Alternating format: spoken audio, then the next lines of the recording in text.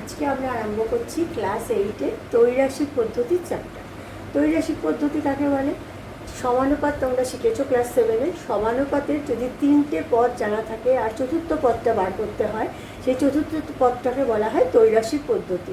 যেমন সাপোজ ধরো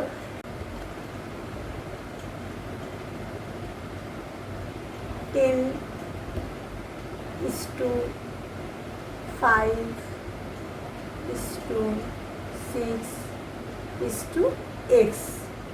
এই এক্সের মানটা বার করতে হবে, এক্সের মান বার করতে হবে।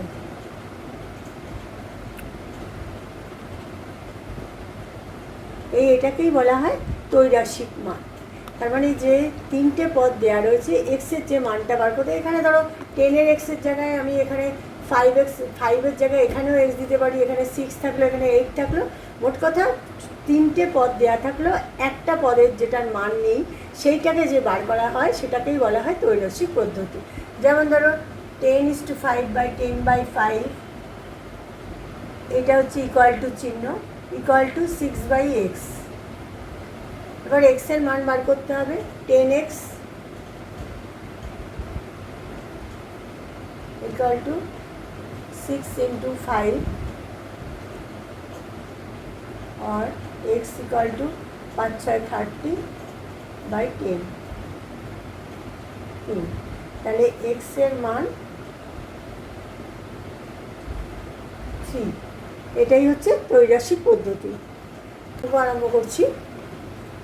প্রশ্নমালার অঙ্ক হচ্ছে, উদাহরণের অঙ্কগুলো তো তোমরা দেখেছোই।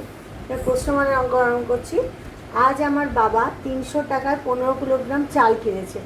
যদি 17 কিলোগ্রাম এইরকম চাল কিনতেন তবে বাবা কত টাকা খরচ করতেন? ত্রৈরাশিক পদ্ধতি হিসাব করে আমরা লিখি।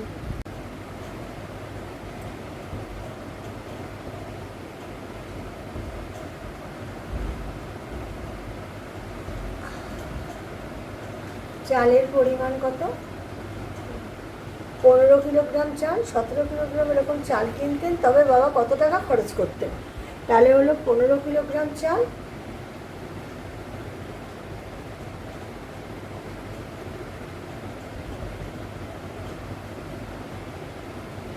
আর হচ্ছে 17 কিলোগ্রাম।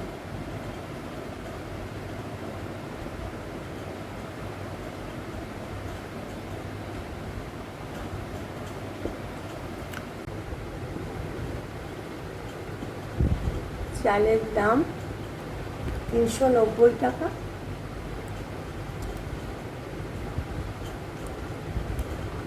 এবার 17 কিলোগ্রাম চাল কিনেছেন কত টাকায়? তাহলে 17 কিলোগ্রাম চাল কিনেছেন কত টাকায়? 17 কিলোগ্রাম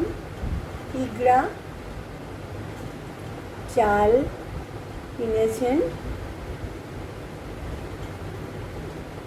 x টাকায়।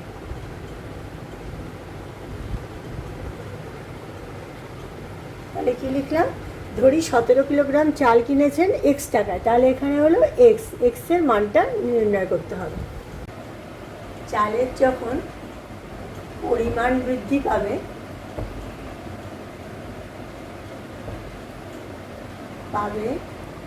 তখন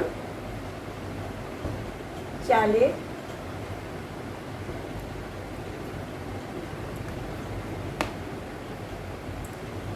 যখন পরিমাণ বৃদ্ধি পাবে তখন চালের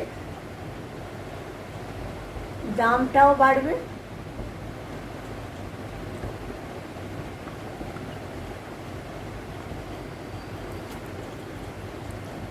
তাহলে পরিমাণের সঙ্গে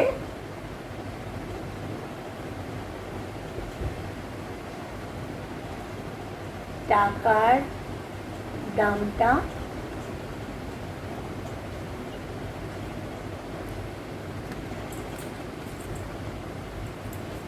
সমানুপাত হবে।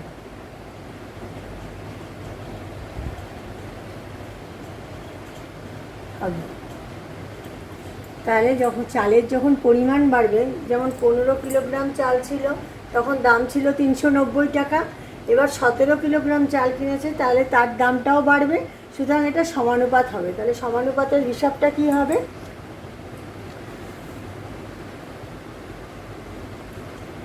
15:17, এটা হচ্ছে সমান চিহ্নর চিহ্ন।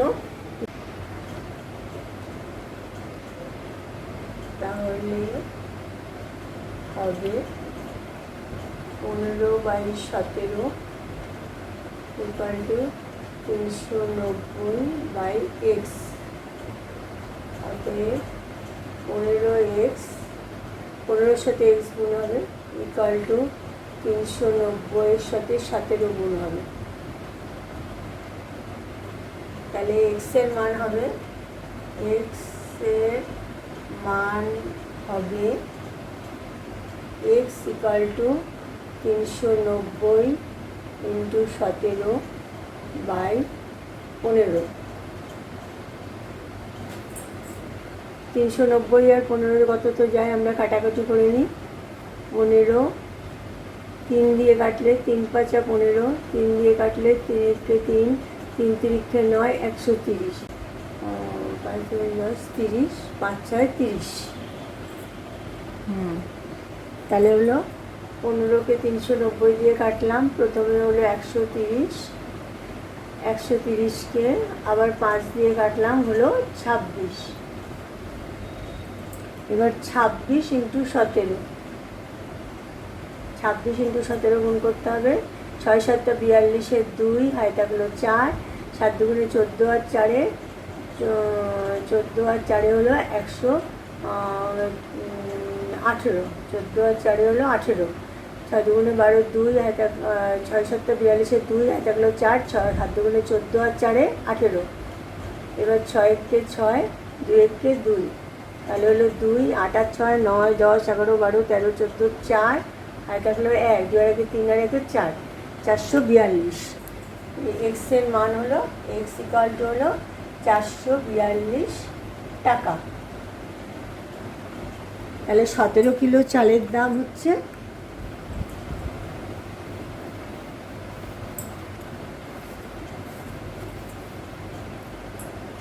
এখানে কি বলেছে, ত্রৈরাশিক পদ্ধতিতে হিসাব করে পায় 17 কিলোগ্রাম চাল কিনতে গেলে তবে বাবা কত টাকা খরচা করতেন। 17, উত্তর হলো 17 কিলোগ্রাম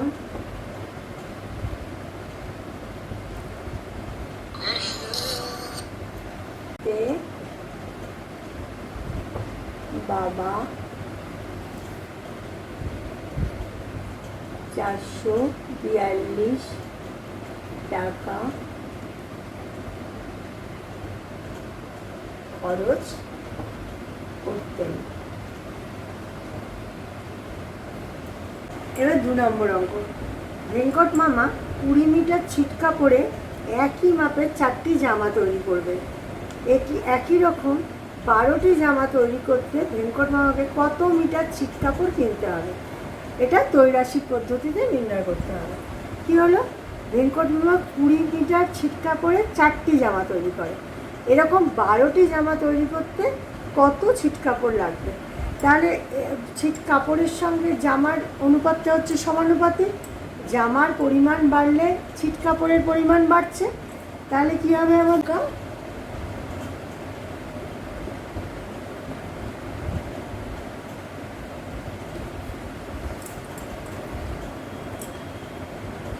4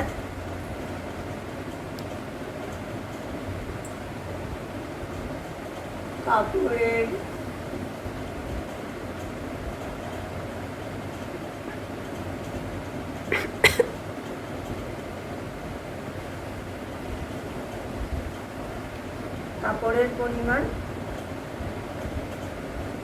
20। একই রকমভাবে 12টি জামা তৈরি করতে ভেঙ্কট মামাকে কত মিটার ছিট কাপড় কিনতে হয়? তাহলে 12টি জামা তৈরি করতে কাপড়ের পরিমাণ হচ্ছে কত মিটার কাপড় কিনতে হয়, সেটাকে ধরলাম আমরা এক্স। কাপড়ের পরিমাণ ধরলাম এক্স।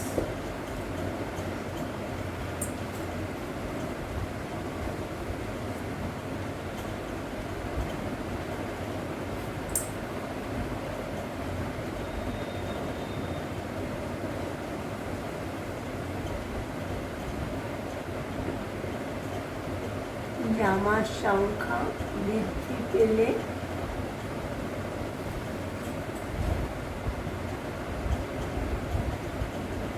কাপড়ের পরিমাণও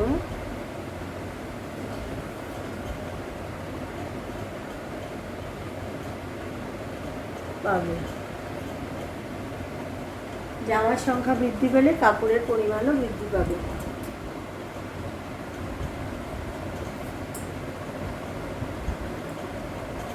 জামার সংখ্যা ও কাপড়ের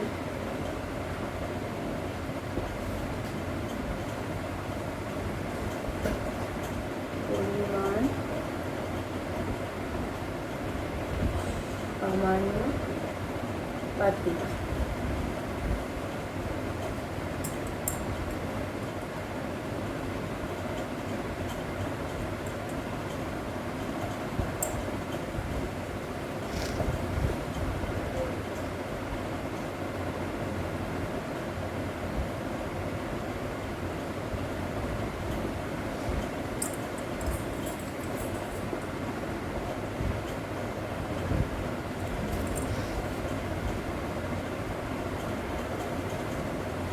তাহলে জামার সংখ্যা ও কাপড়ের পরিমাণ সরল সমানুপাতিক।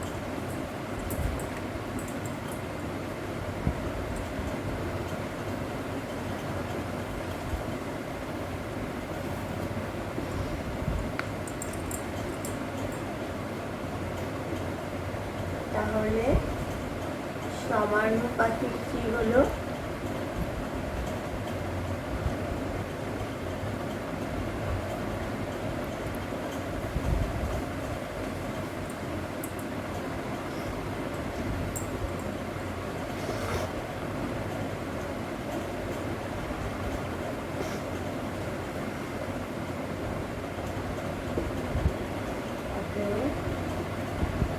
By 12 equal to 20/x 4x equal to 20 into 12।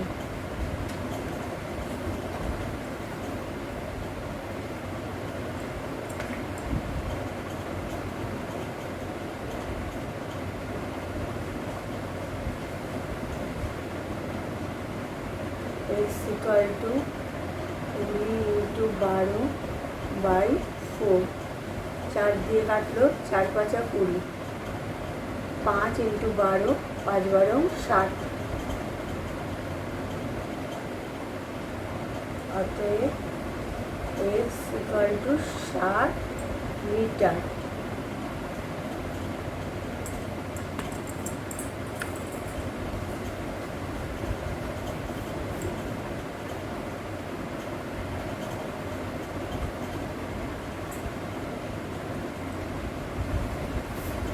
তাহলে কি হলো? বা উত্তর হলো 12টি জামা তৈরি করতে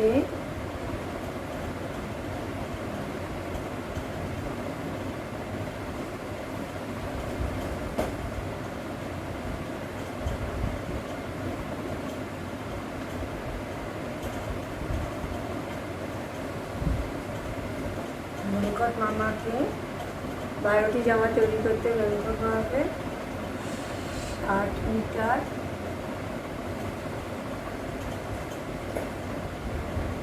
কাপড় হবে। তাহলে বোঝা গেল জামার সংখ্যা বাড়লে কাপড়ের পরিমাণ বৃদ্ধি পাচ্ছে, আবার জামার সংখ্যা যদি কমে কাপড়ের পরিমাণ কম হচ্ছে। সুতরাং এটা সরল অনুপাতের অঙ্ক। নম্বরের অঙ্ক, বকুলতলা গ্রামে একটি পুকুর কাটতে 30 জন লোকের 15 দিন সময় লেগেছে। যদি 25 জন লোক ওই পুকুর কাটত তবে কত দিনে কাজ শেষ করতে পারত? ত্রৈরাশিক পদ্ধতিতে হিসাব করো। 30 জন লোকের 15 দিন সময় কেটেছে, তাহলে আর একটু কম লোকের 25 জন লোকের কতটা সময় লাগতো? আর একটু বেশি দিন সময় লাগতো, কেননা 30 জন লোক 15 দিনে করেছে, তাহলে লোক যখন কম হচ্ছে তখন তাহলে দিন সংখ্যাটা একটু বেড়ে যাচ্ছে। এই অঙ্কটা কিন্তু সরল সমানুপাতিক হবে না, এটা ব্যস্ত সমানুপাতিক হবে, কারণ লোক সংখ্যা বৃদ্ধি তো দিন সংখ্যা একটা তার হিসাবে, এবং লোক সংখ্যা যখন কমে যাচ্ছে তখন দিন সংখ্যাটা তাহলে বৃদ্ধি পাচ্ছে। এই জিনিসে কিন্তু আমাদের সরল সমানুপাতিক হবে না, এটা ব্যস্ত সমানুপাতিক হবে। করছি আমি অঙ্কটা।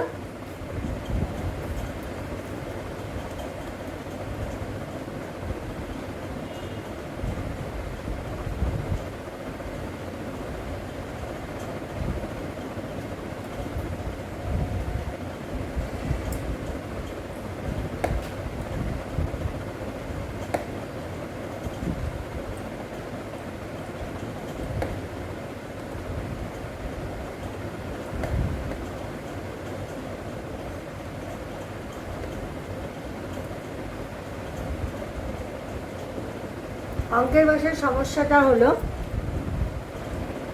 লোক সংখ্যা আর সময়।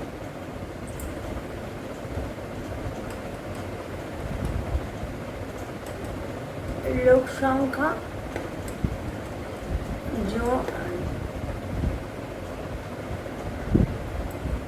আর সময়। লোক সংখ্যা কত? 30। সময় কত? 15।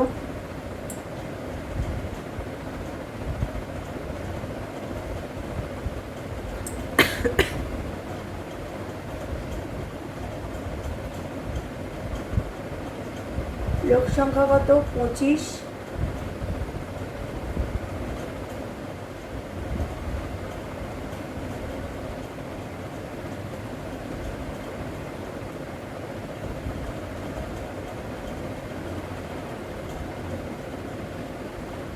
সময়, এখানে সময় ধরলাম x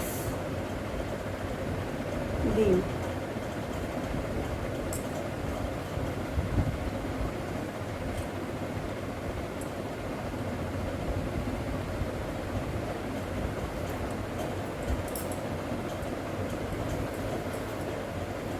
আগেই বলেছি আমরা লোক সংখ্যা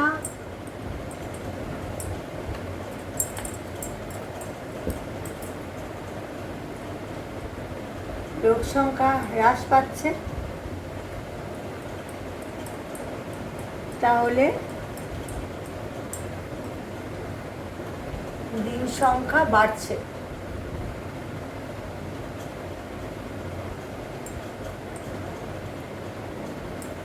লোক সংখ্যা হ্রাস পাচ্ছে, তাহলে দিন সংখ্যা বাড়ছে। সুতরাং অঙ্কটা হলো ব্যস্ত সমানুপাতিক।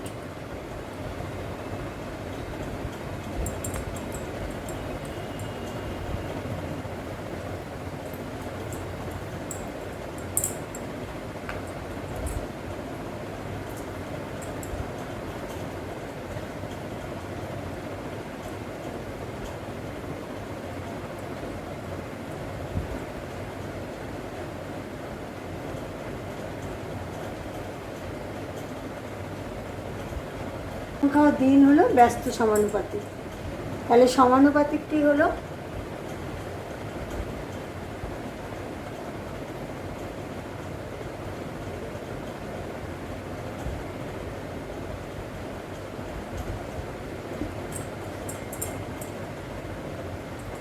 পঁচিশ is to 30 is to 15 is to x।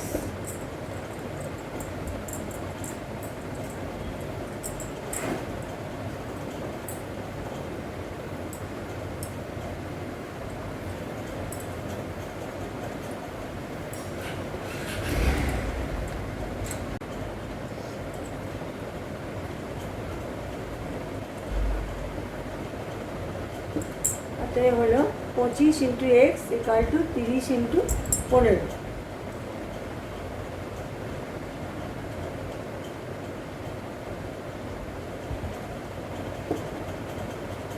X equal to 30 into 15 by 25 5 দিয়ে 5 5 25, 5 দিয়ে 3 5 15, 5 দিয়ে 5 6 30, তাহলে 3 6 18 দিন।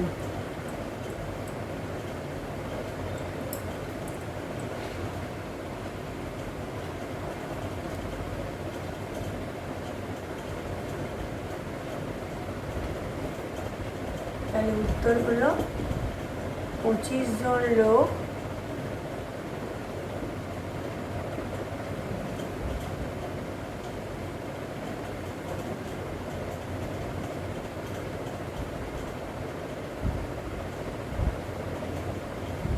পুকুরটি 18 দিনে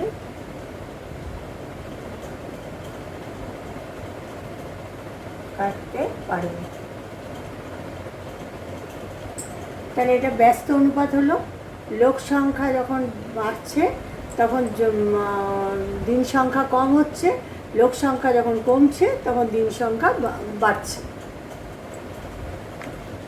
আজকে এই 3 পর্যন্ত অঙ্কটা করালাম আমাদের ত্রৈরাশিক পদ্ধতি। পরের দিন আরও একটুখানি কঠিন আছে, 4 থেকে আবার অঙ্কগুলো করাবো।